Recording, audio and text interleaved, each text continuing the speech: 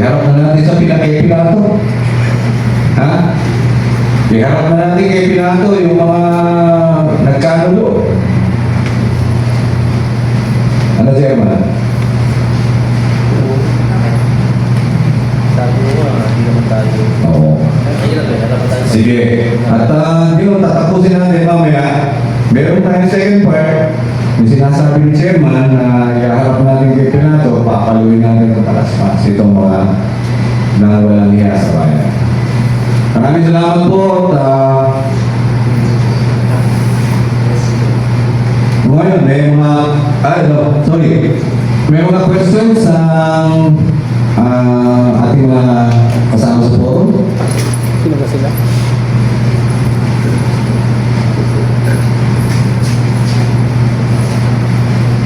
Sino?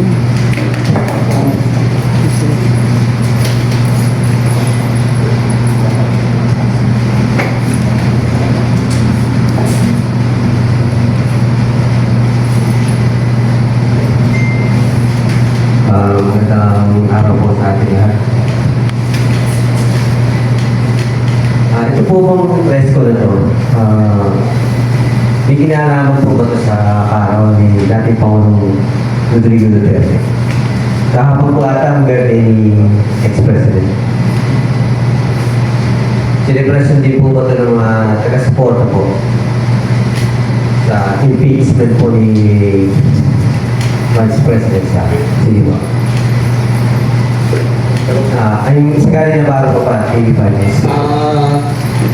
May suggest, may tanong si, pwede bang ikaw sumagot? Kung may kinalaman po ba ito sa birthday niya? Opo. Sa palagay ko po, nataon lang po siguro. Kasi, pwedeng nataon, pwede rin naman siguro may kinalaman. Kasi at the end of the day, this is a group of individual people who supports the cause or the VP. Ano po? And regardless naman po kung ito ay may kinalaman sa kanyang kaarawan, ito po ay, ang maisip po ay patungkol po sa ipinaglalaban natin na karapatan sa nangyayari ngayon sa ating bansa. Again, hindi na po kailangan birthday ba ni former president o ano man po question. Dapat po araw-arawin na po natin gisingin ang ating bawat politiko. Kasi hanggang di natin sila ginising, patuloy po tayo manulubog sa kahirapan at sa baha at sa korupsyon na ating mararanasan ngayon. Isa po. Kasalukuyan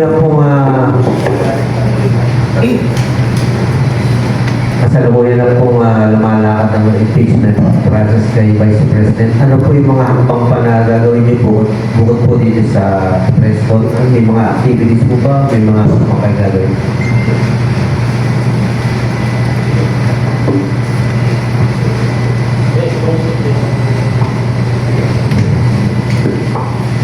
Ayan, sa ngayon, ang patuloy nating paggalaw at pag-imbita sa ating mga mamamayan na patuloy tayong magsalita at huwag matakot na lumabas at ipakita ang suporta sa ating mga tunay na naglilingkod sa ating bayan at buwagin ang bulok na sistema ng ating gobyerno, lalo-lalo na ang korupsyon.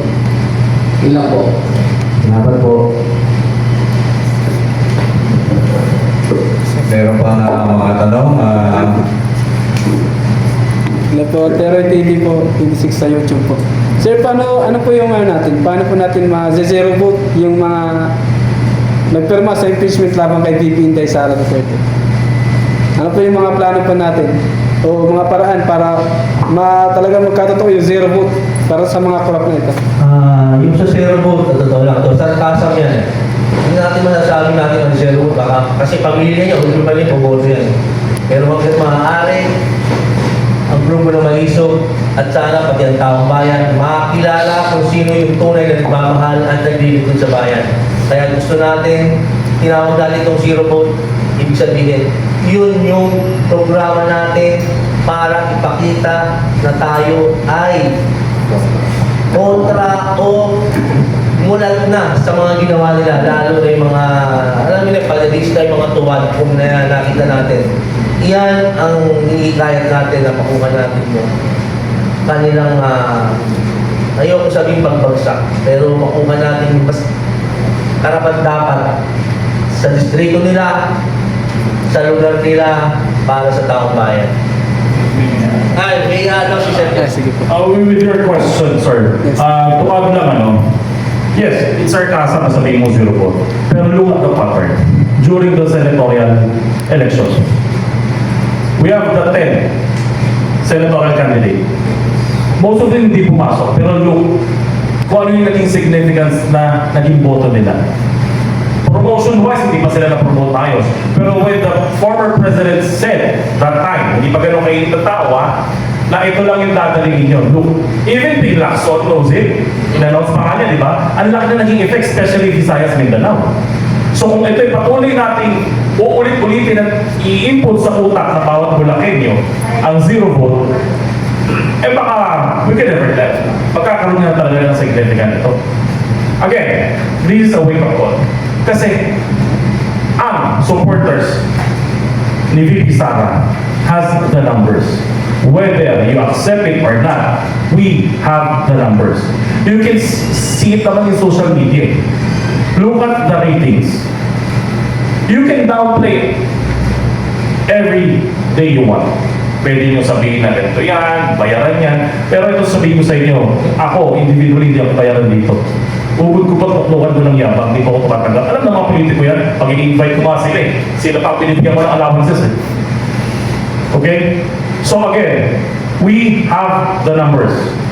Whether you accept it or not, magkakaroon ito ng significant yung 0 vote. So again, this is a wake-up call to every members of the Congress or members of the LGUs here in Bulacan. Wake-up call sa inyo to. Maaari at may posibilidad na mangyari ang 0 vote kung patuloy ninyong gagawin yung mga maling ginagawa nyo na nakikita namin. Yun lamang po. Siguro ako rin na sa tingin ko ang 0 vote mag-uumpisa sa 1.3 million na bumoto kay VP Sara last election. Simula sa 1.3 million na bumoto sa kanya, araw-araw naman po kami hindi tumitigil para magpala, para umikot. Siguro nadagdagan na yun. Doon magsisimula ang 0 vote sa 1.3 million na boto ni VP Sara. Salamat po. Dagdag mo na rin. Dagdag mo na rin. Yung 0 vote, pwede natin equivalent to 0 corrupt. Ganun lang. Ganun lang kasi ito.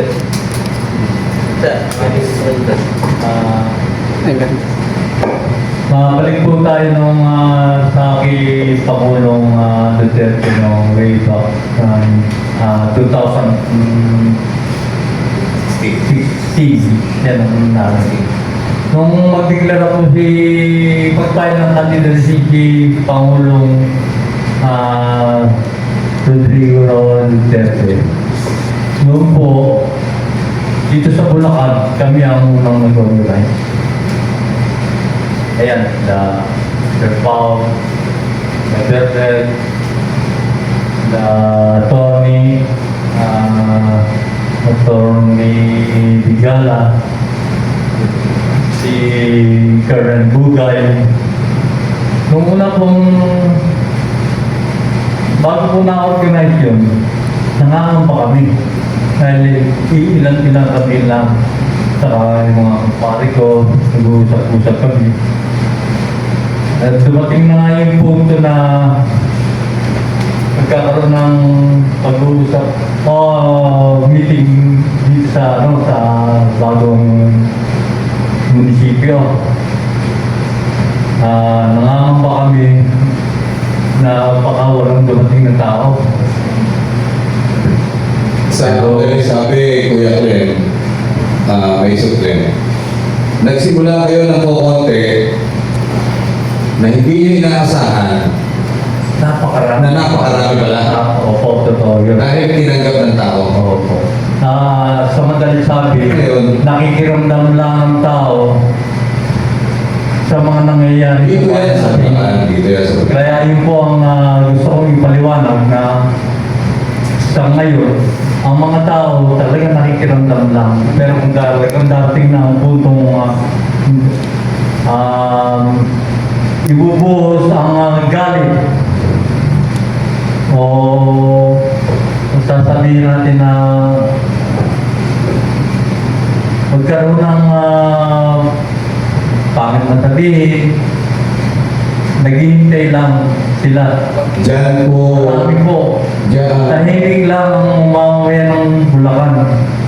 Maraming nakakausap, maraming palibasa po kasi nung 2016 hanggang 2017, 18, gumagalaw kami nila Kernel Bugay. okay, okay. Last year po, doon sa Maiso.